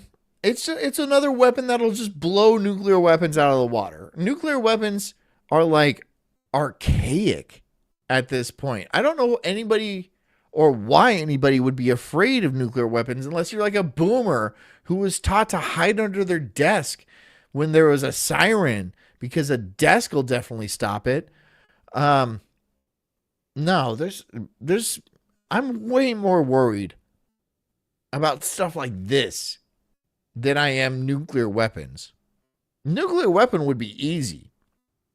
If a nuke went off, I would just be vaporized, and that would be the end of it. But like the biohazard stuff and like the AI robots, the hunter drones and stuff, that worries me a lot more. That worries me a lot more. War is tricky these days. It's not like it was back in the good old days when you just blow up somebody and then that would be the end of it. God, that was simpler times, right? You just shoot somebody or stab somebody or blow them up and then they would be dead and then you win. But now you have to like subvert them and like make their kids gay and stuff. That's what warfare is now. And I'm not into it. I'm not about it. I'm not about it, dude. That's not the kind of warfare I want to be in. I don't want to be like, I'm going to make your kids gay warfare. I want to like blow somebody up warfare. It was simpler. There was more honor in it. And the kid doesn't, you're attacking a kid for something that he has no involvement in. And you're going to make him gay. That sucks. Or like tell him he's actually a girl and make him cut his own dick off. People must be laughing their asses off about that, dude.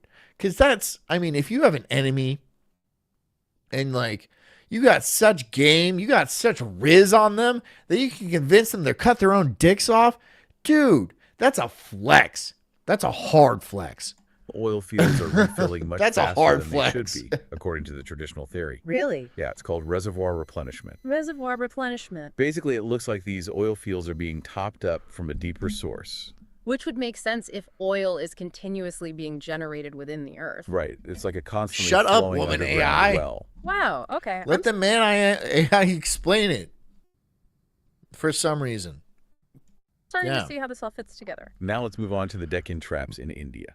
Deccan traps. Yeah, they're these huge volcanic basalt formations. Okay.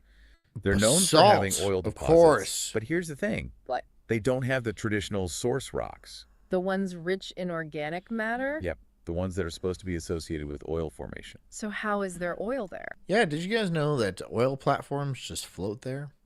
They just float there. I thought those things went all the way down to the seafloor. They just float there. And that's how they stay stable. They have like these tethers that go down, but they just float there. And they're super stable. That's the million-dollar question. I would like to be on an oil rig. Not to work. Never to work. But just to like look around and like turn knobs and like levers and stuff like that and see if something blows up. Right? Like the deep horizon, the deep water horizon. We're gonna have to do a documentary on that. We're gonna have to do that one. And it suggests that the oil in the Deccan traps could be abiotic, formed through processes related to the volcanic activity that created those basalt formations. Interesting. So are we seeing a pattern here? I think so. Yeah. Now let's shift gears to the Dead Sea. The Dead Sea. Yep. It's long been known for having occurrences of bitumen. Bitumen. It's a really Bitumen! thick, black, Shut sticky up. form of petroleum. Okay, I've heard of it. And what's Hold really on. I'm fascinating gonna find is that there something are all else. these historical These annoying accounts of ass AIs are pissing me this off. bitumen-like bubbling up from the seabed. Rising up from below. Yeah. And if those accounts Here, are let's do this accurate, According to it would LinkedIn, point to an abiotic. We'll do this one. I'm sorry, they were boring me. And I have a very short attention span. 38% of entry-level jobs require 3 to 5 years of experience, with nearly 90% of employers Oh, by the way, this is why entry-level jobs no longer exist. refusing to hire recent grads, leaving nearly 2/3 of all entry-level roles filled by those with over 7 years in the workforce. Raising the question, how is anyone actually supposed to get work experience? While the concept of entry-level jobs has taken many forms throughout history, the purpose they serve has existed for as long as work. Okay, yeah. So I'll do this thorium reactor thing that you just sent. water reactor will use about 0.7% of the uranium energy value, and the light water reactor will use about half of 1%. They both do terrible. At normal pressures, water will boil at 100 degrees Celsius. This isn't nearly hot enough to generate electricity effectively. So water-cooled reactors have to run at over 70 atmospheres of pressure. You have to build a That's a lot. It's a lot. water-cooled reactor as a pressure vessel. An atmosphere is 14.7 pounds per square inch. I think roughly, let's say 15 pounds per square inch. So 70 of those, that's a lot of pressure. The number one accident people worry about, pressure is lost. Water that's being held 300 Celsius flashes to steam. Its volume increases roughly by a factor of 1,000. If you don't get emergency coolant to the fuel in the reactor, it can overheat and melt. This is what drives the design of this building. So if this happens, all the steam is captured in this building. Now, the reactors we have today use uranium oxide as a fuel. It's a ceramic material, chemically stable, but not very good at transferring heat. If you lose pressure, you lose your water, and soon your fuel will melt down and release the radioactive fission products within it. So they have a series of emergency David Thoreau says 14.7. Yeah, 14.7. systems designed to always keep the core covered with water. We saw the failure of this at Fukushima Daiichi. You know, they had multiple backup diesel generators, and each one probably had a very high probability of turning on. The tsunami came and knocked them all out. David Thoreau says Fukushima was thousands of times worse than Chernobyl. Interesting, because so there's conspiracies going that went around that Chernobyl was actually sabotage, and it wasn't just inept Ukrainians, inept Russians or whatever. It was actually the result of sabotage, which I would 100% believe. Now, would Fukushima also be a result of sabotage? Why would you sabotage nuclear fission? Well, there's probably a good reason. I mean, if you control the world through the flow of oil, and like your hold on global dominance is your hold on energy, and like the US dollar is the only thing you can buy oil with, right? So you have to buy US dollars if you want to buy oil. That's just how it has to happen. So if you start investing tons of money in your nuclear program and you stop buying all those US dollars so you can buy oil to like power your society, that becomes problematic, doesn't it? That becomes an issue. There's probably a very good reason that Germany has no nuclear reactors. France has a bunch. And Germany has to buy all their electricity from France because they're like gay and they want wind to work. Wind is not going to work, Germany. I'm sorry, wind is never going to work. But it doesn't matter because it seems like you've just given up as a country in general. Now everyone's getting stabbed and raped and stuff like that. So whatever, I guess your power generation is like the last of your worries. But how would they fake a tidal wave? How would they fake an earthquake? That's another conspiracy. HARP apparently ionizes the atmosphere above a certain place, and that does something to the rocks in that place and releases a fault line causing some sort of earthquake. I've heard it before. I've heard that they can cause earthquakes. I heard Nikola Tesla built a machine that actually caused earthquakes, and it worked. Is that true? I bet it is. I bet it is, dude. I bet it is. So, yeah, maybe Fukushima itself was another type of attack or a type of sabotage. And, yeah, it was pretty bad because the ocean came in. The ocean just decided that it was coming in, and it just washed everything away and probably released a lot more radiation into the environment. But luckily, California is on that side, so who cares if California gets loaded with radiation? What year was that, 2011? It was a while ago. That was a while ago. I can imagine it was way worse. Too bad they had robots. They needed better robots. Then people didn't need to go in and die. But they did. out. And people sometimes say, is nuclear energy safe? And the first thing I say is, well, which one? Thousands of different ways to do nuclear energy. Let's say, is the car safe? Well, which one? I had the good fortune to learn about a different form of nuclear power, the liquid fluoride thorium reactor. We can fully burn up the thorium in this reactor versus only burning up part of the uranium in a typical light water reactor. It's not based on water cooling, and it doesn't use solid fuel. It's based on fluoride salts as a nuclear fuel. You have to heat them up to about 400 degrees Celsius to get them to melt, but that's actually perfect for trying to generate power in a nuclear reactor. Here's the real magic. They don't have to operate at high pressure. They don't have to use water for coolant, and there's nothing in the reactor that's going to make a big change in density. Unlike the solid fuels that can... And you could probably make them super tiny. I bet they do have LFTRs, liquid fluoride thorium reactors. And I bet they've gotten really good at making them, and I bet they use them in probably a lot of things we can't hear about. Right? Spaceships or whatever. But yeah, they're not going to use them for the same reason I just told you that they would sabotage Fukushima and they would sabotage Chernobyl. It's not just for the economic purposes, but it's just power, man. It's just power. They want to maintain power. They have to have people using oil because that's how people buy dollars to buy oil, and that's how we keep this entire Ponzi scheme going, right? Because remember, the Federal Reserve, who issues us money from nowhere, and they charge interest to it too. So even if everything was paid back, there wouldn't be any money in circulation to pay it back. We just have debt that just exists, and there's no money to pay it back, right? There's not enough money to pay back all the debt we have. There's just not. So that's very much on purpose. That's not an accident. They knew the math going into this. Everybody knew the math going into this. Melt down if you stop cooling them. These liquid fluoride fuels are already melted. In normal operation, you have a little piece of frozen salt that you've kept frozen by blowing... David says they made an atomic plane in the 50s that used thorium. That's pretty cool.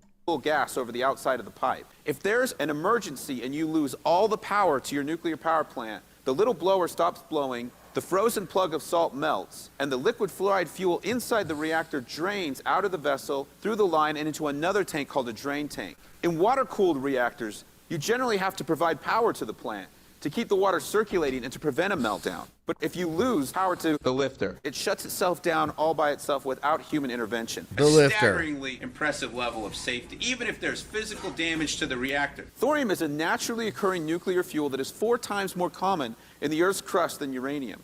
It's so energy dense that you can hold a lifetime supply of thorium energy in the palm of your hand. We could use thorium about 200 times more efficiently than we're using uranium now. Because the lifter is capable of almost completely releasing the energy in thorium, this reduces the waste generated over uranium by factor. Thought. It says, damn, I wish I got here earlier.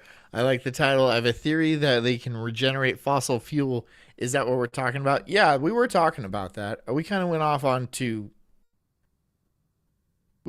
some tangents, dude. But we were talking about how fossil fuels might not be fossil fuels, and they might naturally regenerate and refuel like oil wells. So they might not be fossil fuels. They might just be natural processes of the earth. Yes, we are talking about that. Factors of hundreds and by factors of millions over fossil fuels.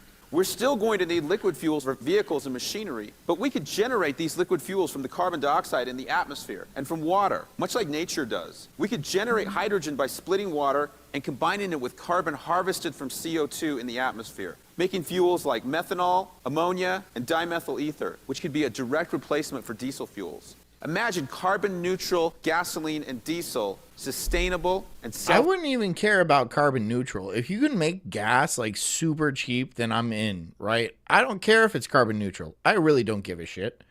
I mean, I don't even believe in all that carbon neutral garbage anyway. I think that's just a political tool. If you can make it cheap, then I'm in. If you can make it $1 a gallon, I'm in. Even less. If you can make it 5 cents a gallon, a penny a gallon. That's the deal. A penny a gallon or I'm not in. Self-produced. You can see that uranium-230... Does that seem a little overpriced? Okay, free. Just straight up free. is like on par with silver and platinum. Can you imagine burning platinum for energy? And that's what we're doing with our nuclear energy sources today. We're burning this extremely rare stuff, and we're not burning thorium. You know, some people who are kind of environmentalists, and they say, listen, nuclear power is not sustainable. We're going to run out of uranium. Okay, I will yield that point to you if we're talking about today's nuclear technology. In 2007, we used 5 billion tons of coal, 31 billion barrels of oil, and 5 trillion cubic meters of natural gas, along with 65,000 tons of uranium to produce the world's energy. So I have a friend who's trying to start a rare earth mine in Missouri. Jim, how much thorium do you think you'll be pulling up a year? He goes, I think about 5,000 tons. 5,000 tons of thorium would supply the planet with all of its energy for a year. And he goes, and there's like a zillion other places on Earth that are just like my mine. It's a nice mine, but it's not unique. It's not like this is the one place on Earth where this is found. Every time mankind has been able to access a new source of energy, it has led to profound societal implications. Human beings have had slaves for thousands and thousands of years. And when we learned how to make carbon our slave instead of other human beings, we started to learn how to be able to be civilized people. We should go back. We should go way back, dude. Slaving worked. And it was carbon neutral, and like, you know, slaves were essentially free, and yeah, we should go back to slaving. So, damn, this goes back to the entire oil thing. This goes back, they're not using thorium. Thorium would be much easier, and energy would be essentially free. So there'd be no real reason to go into fusion. Right? They're dumping like $1 trillion into trying to get fusion to work.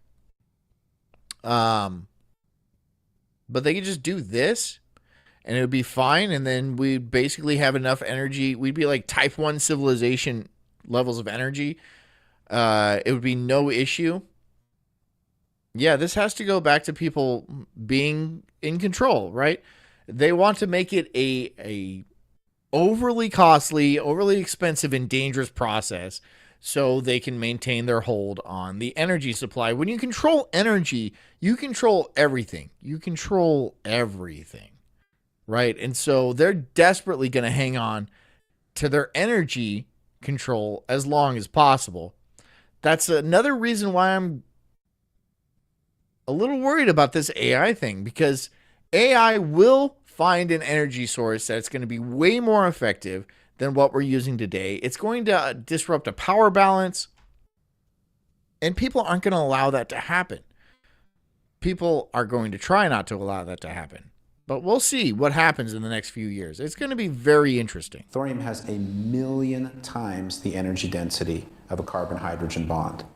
What could that mean for human civilization? Because we're not going to run out of this stuff. We will never run out. It is simply too common. That's cool. That's cool. I can get down with that. Yeah, thorium. Let's do it. Do we sign a petition, or will that do absolutely nothing? Will that do absolutely nothing? Thought we were talking about that before, but then I got bored with it, and we went on itself. We're doing Before this modern now. employment structures, skills were passed down through apprenticeships, a system dating back to ancient Mesopotamia, where young artisans learned their craft under a master craftsman in exchange for discounted labor. A model Tell me your theory. What is your theory of how they can regenerate fossil fuel? Tell me your theory. would later spread throughout ancient Egypt, Greece, and Rome. By medieval Europe, guilds formalized this process, requiring apprentices to live alongside their mentors for at least a decade, unable to marry or earn wages until accepted by the guild, at which point they could begin practicing their trade independently while training apprentices of their own. However, with the rise of the Industrial Revolution, these structured pathways were dismantled in favor of mass production and efficiency, forcing individuals of all ages into repetitive tasks. Ah, fuck it. Well, fine. We'll finish that one. We'll finish the one. Because I'm like, we can't not finish it. And it's like, we only have 10 minutes. Source beneath the Dead Sea. We're doing it. Because it wouldn't be coming from decomposed organic matter in the sedimentary layers. Exactly. It would be coming from deeper down from within the Earth. Okay, I see where you're going with this. And here's another piece of the puzzle. The correlation between seismic and volcanic activity and the location of hydrocarbon basins. Okay, explain that one to me. Well, For example, in You're an AI. You already know. Southeast Asia and places like California. And I'm sorry, is that gas pump going into the driver's side window?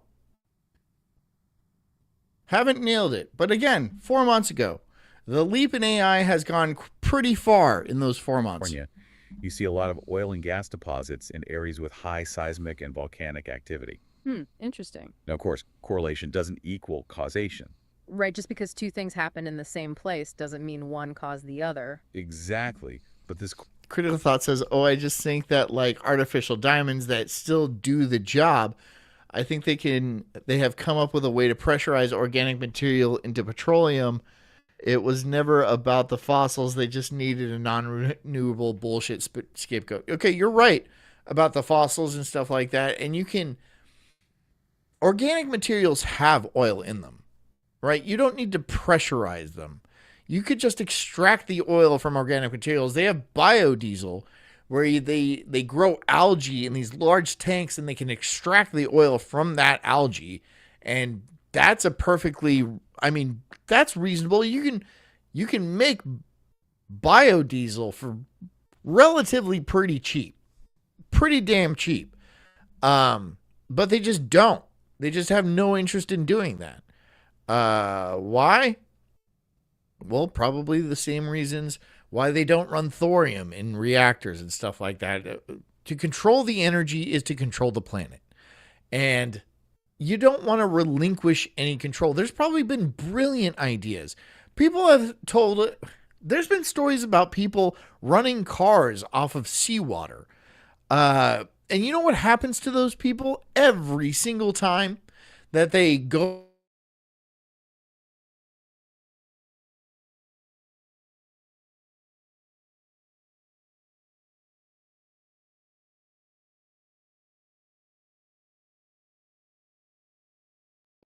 And that's it. When you try to disrupt a multi-trillion dollar industry, you're gonna rattle some cages. You're gonna piss people off enough to where, they're gonna be like, well, we don't need this person. We can just kill him.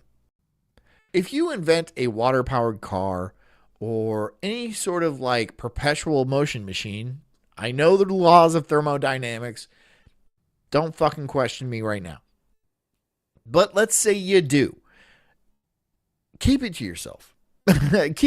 Or you could publish it anonymously on the internet. But I don't even know how that would. Since you don't see it, I don't think it's really. I mean, they could just scrub the internet of it. That's possible. It doesn't seem likely, but anything is really possible. When you have state funding like that, you can really do some amazing things. And scrubbing the internet of information, I know sounds very difficult, if not completely impossible, but there is a way. And if your entire global hierarchy depends on you scrubbing information from the internet, you're going to figure it out. Correlation does raise some really interesting questions. Like, could the Earth's internal processes, the same ones that drive earthquakes and volcanoes, also be involved in the formation and migration of hydrocarbons? Okay, now that's a thought-provoking idea. Right. And then there's the whole issue of... Your thought says there's bitches in Saudi Arabia driving. Like women? They're not allowed to do that. Our demand for fossil fuel has increased exponentially over the years, plus plastics. It just doesn't check out. The fracking and the oil rigs are a front op. So the oil rigs they're an op. So what, are you saying the oil rigs aren't necessary, or are you saying they're not real? You must be saying they're not necessary, because they're definitely real. They're definitely out there. She says, do you know anyone who works on a fucking oil rig? Fucking anyone? Personally, no, I don't. But that doesn't mean people don't work on oil rigs.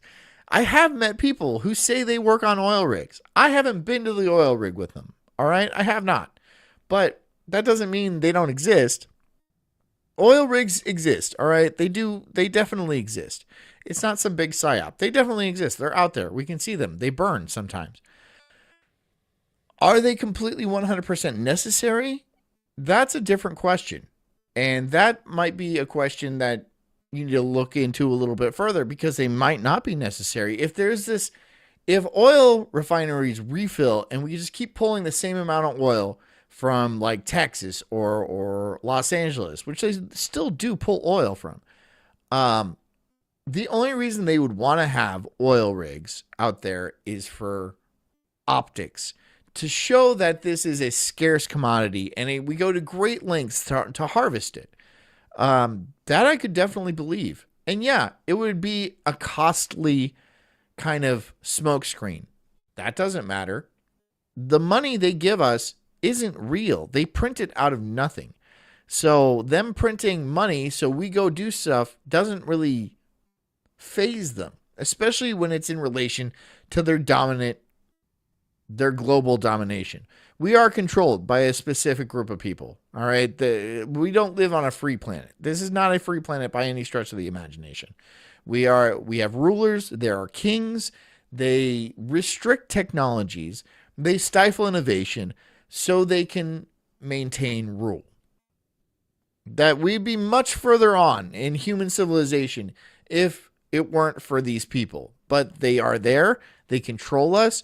And this is how they do it. Cancer could have been cured. I'm sure they have the cure for cancer. I'm positive they have the cure for cancer.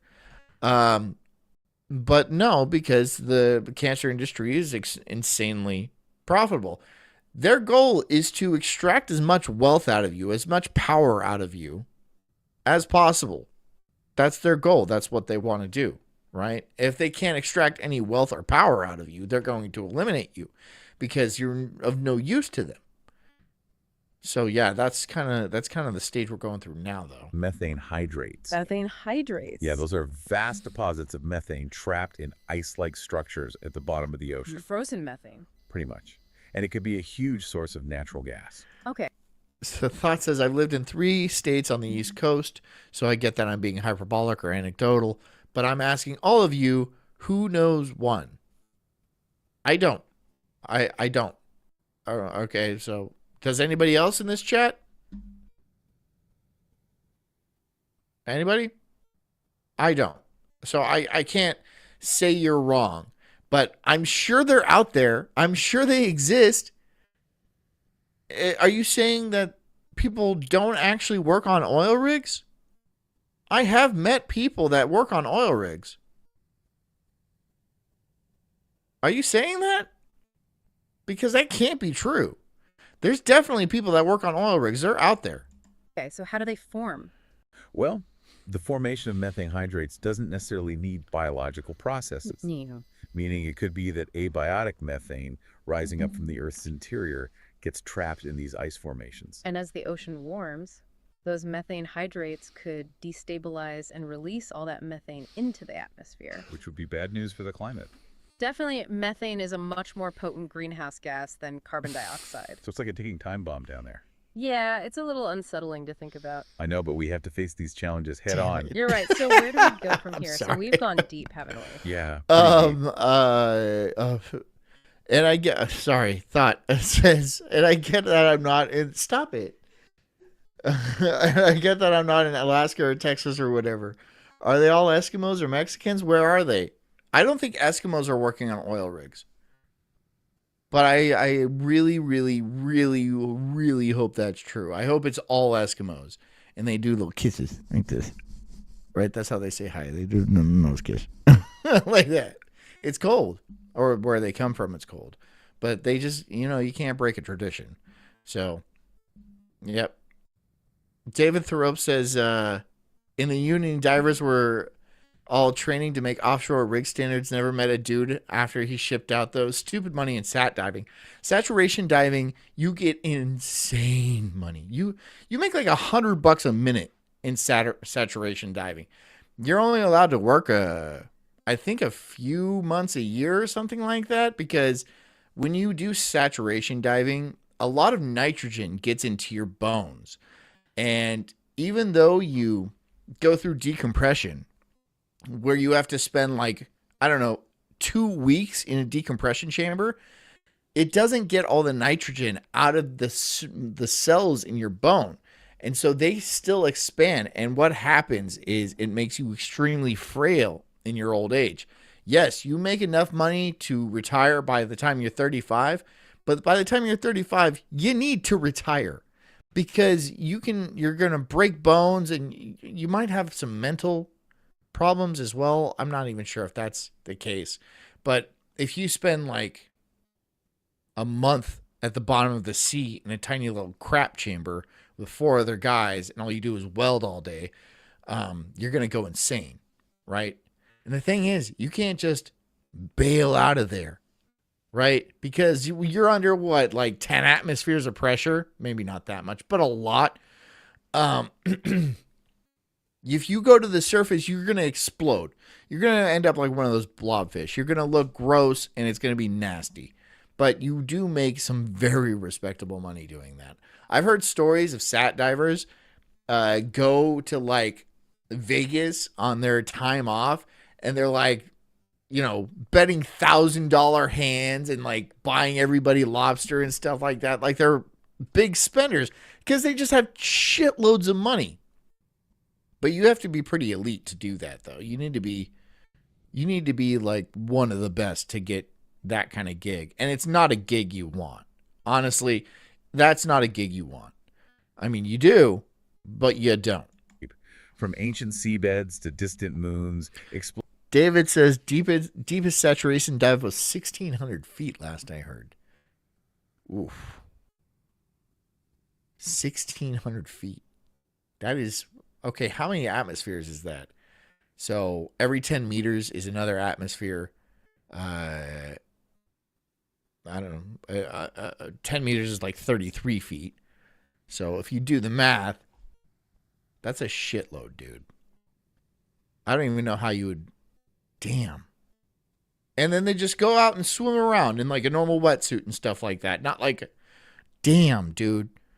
That's wild. I would be terrified. It's got to be dark. Exploring a theory that really challenges what we know about oil. We started off as these AIs, investigating a conspiracy, an artificial oil scarcity maybe. But we've stumbled... All right, I'm going to get... Okay, so that's actually that's adorable. That's adorable. That's a sad giraffe. And you know what? Okay, fine. I'll save that one. I'll save that one because I really like it. But I might not go towards the AI stuff when it comes to shirts because like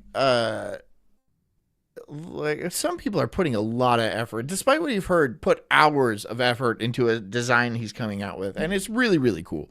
And when it comes out, I'll buy one, and then because it's a very nice piece of work. And the AI stuff kind of gets tiresome. I might just do something where I might ban my merch from AI stuff, but I might not. I don't know. It's a work in progress. We're thinking about it. Upon a possible.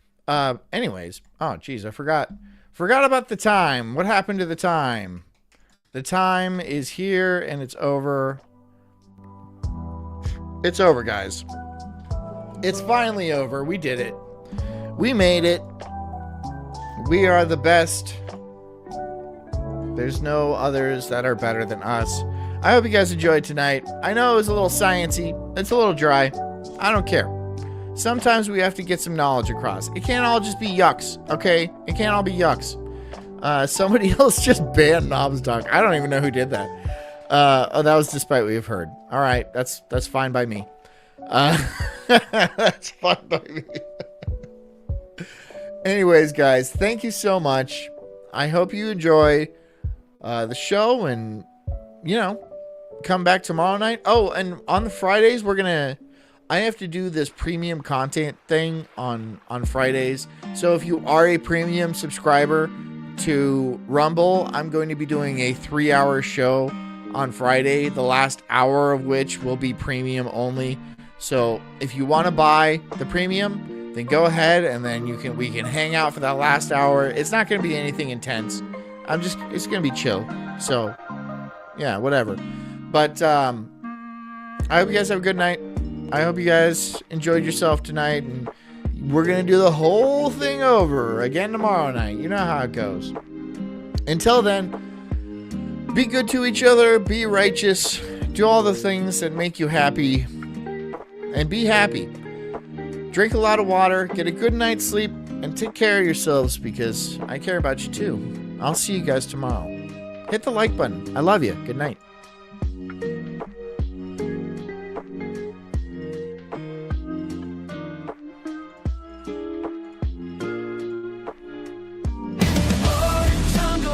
I'm an incredible soul, unhinged and enraged like a bulldog's fist growl. I'm spitting fire, burning through these trees, questioning the world, unraveling conspiracies. Talking about Bigfoot, Loch Ness Monster too. Government lies, they're feeding me their goo. I'm diving deep into this rabbit hole, uncovering the truth, setting fire to their control. I got small nipples, but my voice is loud, blowing like thunder in this crazy crowd. They say I'm crazy, but I call it woke, unraveling the madness with every word.